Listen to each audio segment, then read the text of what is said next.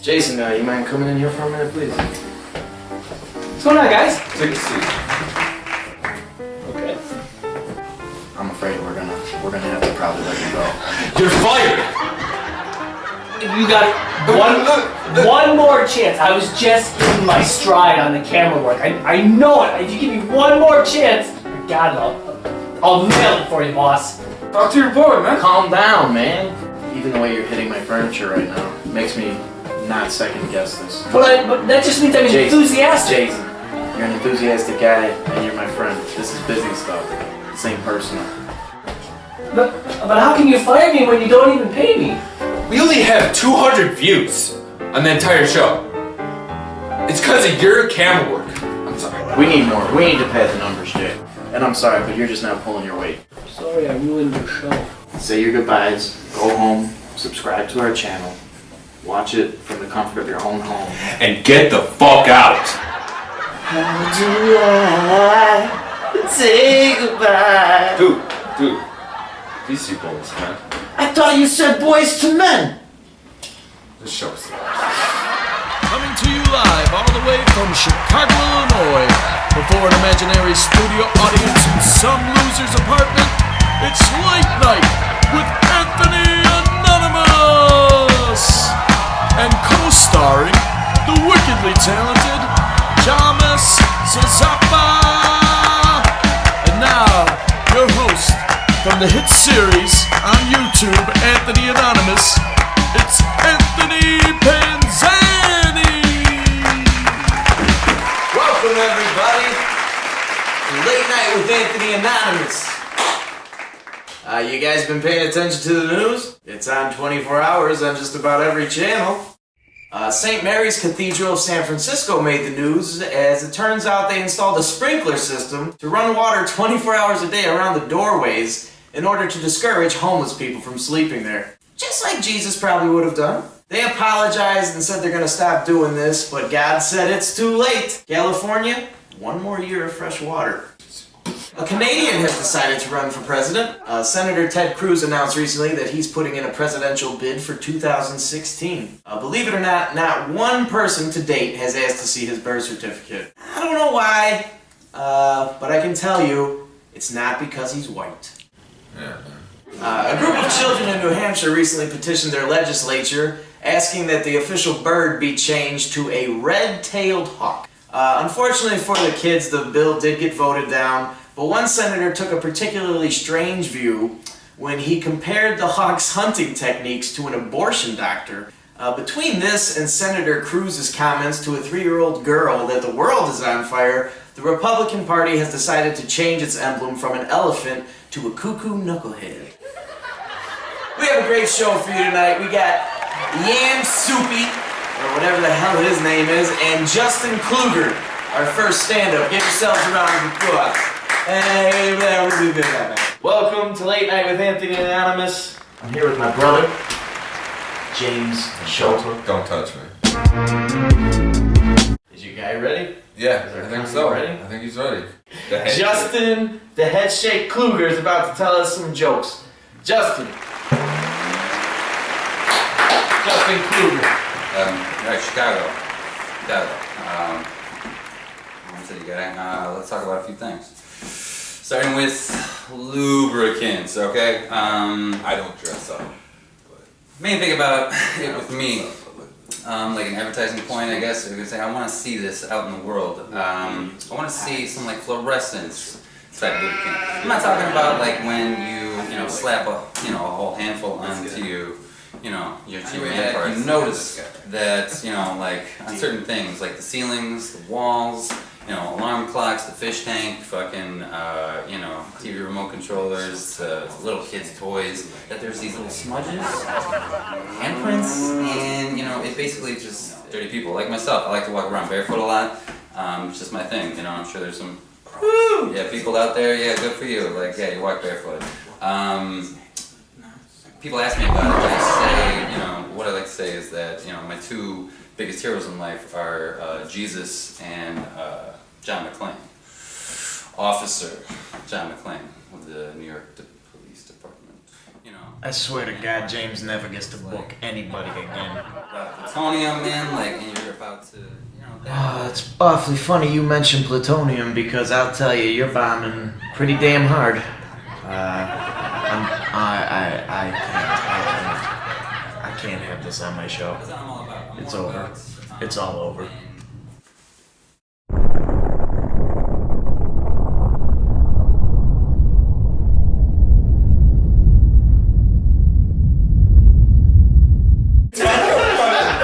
All time flop. When you're bombing, bomb hard. Yeah, I mean that's what we're doing right here. There's nothing Yeah. more pathetic than a guy trying to get air. Just go deeper. Just see how long you can hold your breath and hope when you come back out, nobody's standing there to see how embarrassed you are.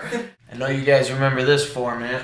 So here's where I'm going to put Justin's set in its entirety. I will disclaim this, there is a little bit more to stand-up comedy than simply standing, but at least half of that title has been fulfilled. Feel free to leave Justin some comments. Start a comment fight, like on other YouTube videos. Argue with each other about things that have nothing to do with this video. At some point there, I almost quit my own show tonight. I would have liked to fire myself. But we'll be back every Sunday at 9 o'clock. We got new guests. We got new bits lined up that I think you guys will really enjoy. And yeah, let's keep this thing rolling. Thank you for having me. Anthony, Mr. Chopa, thank you for What is this? letting me do a little piece for you guys tonight. Alright, Chicago. Home city guy. Let's talk about a few things. Starting with lubricants, okay? I don't dress up. Main thing about it with me, like an advertising point, I guess, we could say I want to see this out in the world. I want to see some like fluorescence type lubricant. I'm not talking about like when you slap a a whole handful onto your man parts. It looks like like a a rod of plutonium, man, like, and you're about to that incites some kind of gross feelings, or maybe it's like right from that Quentin Tarantino movie where his dick's just dripping all over the floor, it's gross decaying. It's bad times, and that's not what I'm all about. I'm more about when it's late at night, you're looking around your house, maybe you go get a glass of water or something, and on your way back you notice that like on certain things like the ceilings, the walls, alarm clocks, the fish tank, fucking, TV remote controllers, little kids' toys, that there's these little smudges and handprints, and, it basically just, it's a visual representation of how dirty your life is and how bad people are because they are. Dirty people like myself. I like to walk around barefoot a lot. It's just my thing, I'm sure there's some, people out there, good for you, like, you walk barefoot. People ask me about it, and I say, what I like to say is that, my two biggest heroes in life are Jesus and John McClane. Officer John McClane of the New York Police Department. It's from Die Hard. Right. So I live with Mr. Chopa, actually our co-host, in an apartment, and there are certain things. I've lived in an apartment for a few years, and there's certain things that you like to revamp, or like after you've been in shitty situations, you like to upgrade. And I recently upgraded my shower head. Now, when you're talking about shower heads, everybody has their own favorite ones. You know what I mean? Like there's the soaker thing. There's the thing. Oh, it's raining on me. Oh my God. Everybody has their favorite, right? My favorite one is like that power wash setting where you get like that, fire hose on like a civil rights, movement, gathering type thing, just wiping away anything, all the damage that you did that day or what have you. And it made me realize that poor people like myself can go to just a hardware store or whatever and buy a bidet. Check your receipts. You go home if you were at Home Depot this weekend and changed your shit. It is you bought a bidet. I mean, so. Which brings me right back to our co-host. There's this particular fantasy? I don't want to call it fantasy. It's more like an urge. It's like it's this thing that you get in your head, right? And you just can't let it go. There's this moment I want to recreate or create in the apartment where let's say he's coming home and I hear his keys jingling in the door handle or what have you, and I get excited and I get up and I position myself in the apartment, maybe next to like a tree and like between a couch where I'm just like tucked in. We don't have a tree, but like just be tucked in or what have you. So like he opens the door and just walks in and he just sees me bent over like so, like pants around my ankles, and he's just looking straight into my brown eye, like he just locked in or whatever. I guess the shock value is what I'm going for. I don't know. I just think it's funny. But what are you gonna do? That makes me think of when I was a little kid. There used to be this, like you see sitting around and, coloring or working, on something, and I'd just be like, oh, hey Dad, come check this out, and it wasn't there, and it sucked, growing up like that. I've narrowed it down into a top 5 list as to why he wasn't around.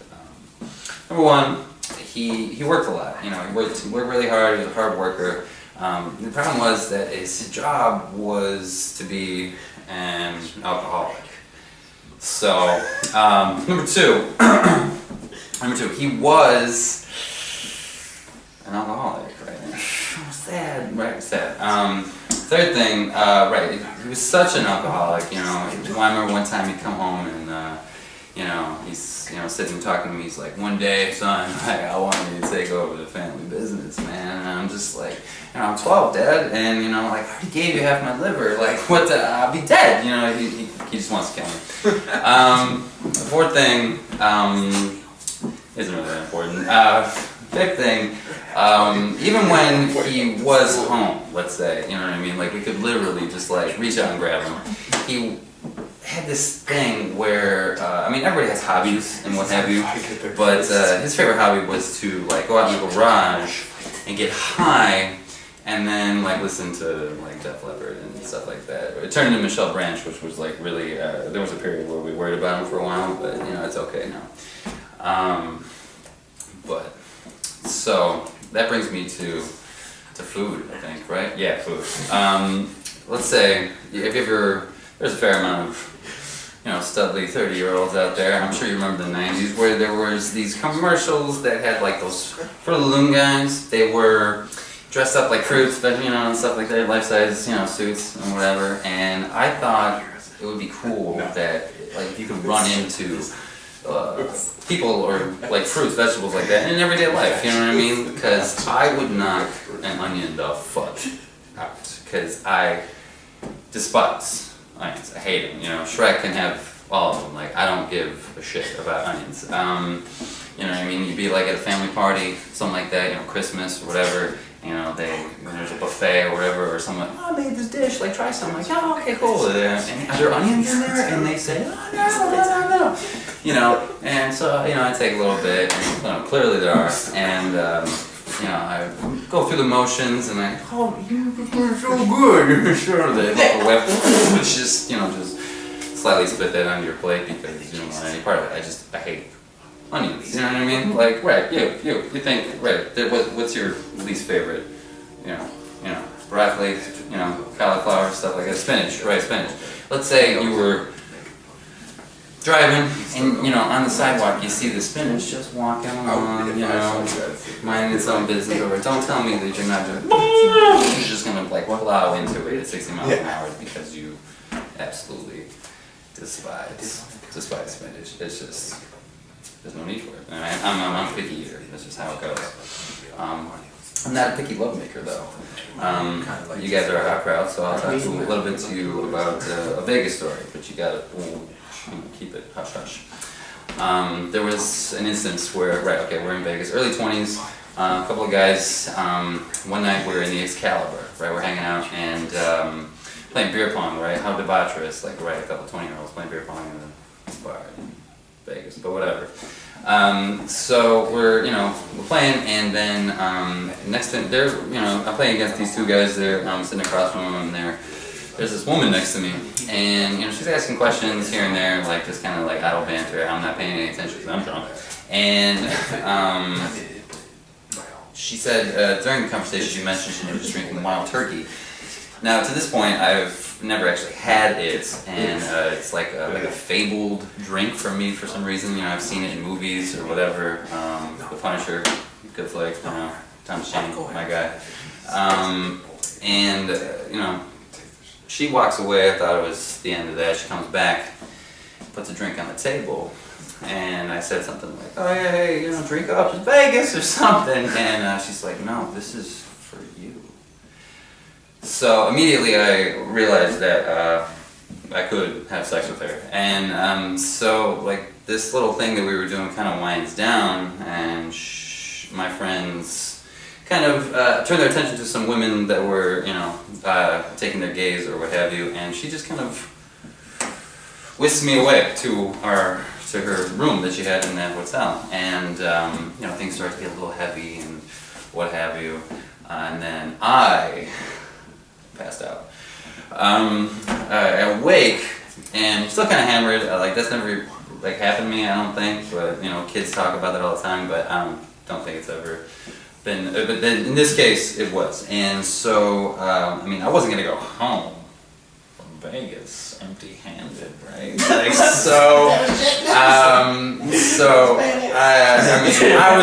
was in it to win it. You know what I mean? So I got my wild turkey, you know what I'm saying, and so I do the deed, and after it's over, she mentioned, she's like, "Oh yeah, you can go shower if you want or something." It's like, okay, yeah, maybe I'll do that. So I grab all my clothes and I go into the bathroom, and instantly I am transported away from Vegas and into like a 10-year-old boy, and I don't know where to go. I don't know what to do. I just revert to this cardinal state of, how am I gonna get out of this? This is what I cooked up, and this is how it went down. I turn on the shower. I get fully dressed. Now, the layout of this hotel room, if I was to open the door to the bathroom, the front door is right here, right? So I open the door to the bathroom, I open the front door. As soon as I open the door, it makes all kinds of noise, and I realize that I'm fucked. So I immediately start sprinting, like Usain Boltron, like down this fucking hallway, and I'm just chugging. And when I was drunk earlier the night before, walking, with her or whatever, it was like that. We were there and, all over each other. But now that I'm sober-ish and walking down this hallway, it's just like the longest fucking hallway you've ever been down. There's just doors and doors. Where's the elevator? Like, when I kind of look back, which was a mistake, and she's like hanging out in a sheet, like, saying something. I mean, maybe she was a hooker. I don't know. She wanted the money. I was out of this situation, basically. And made it to the elevator. We just got the fuck out of there, right? Don't tell anyone that shit, though, okay? I mean, Chicago, our secret, right? Not supposed to leave Vegas, okay. But I want to, again, appreciate the time that was given to me, and so I'll end it on a little saucy note, you know what I mean? Like, you heard a Vegas story, so let's bring it back home. All right, everybody's got girls. You got girls, I got a girl. All right. So next time you're with your girl, do what I did most recently, you calm down on her, right? Maybe she'll surprise you like I was surprised. I've been doing this for like 5 minutes, and like I've been down on girls before, and this has never happened before. So do what hopefully I did to get my lady to this. She came. Maybe it was the first. I don't know. But let's try that sometime. All right. But that's me. Thank you. This guy a hand. Justin Kluger. No hands. 2 hands. Thank you very much. 2 hands. Put them together. We'll be right back after this.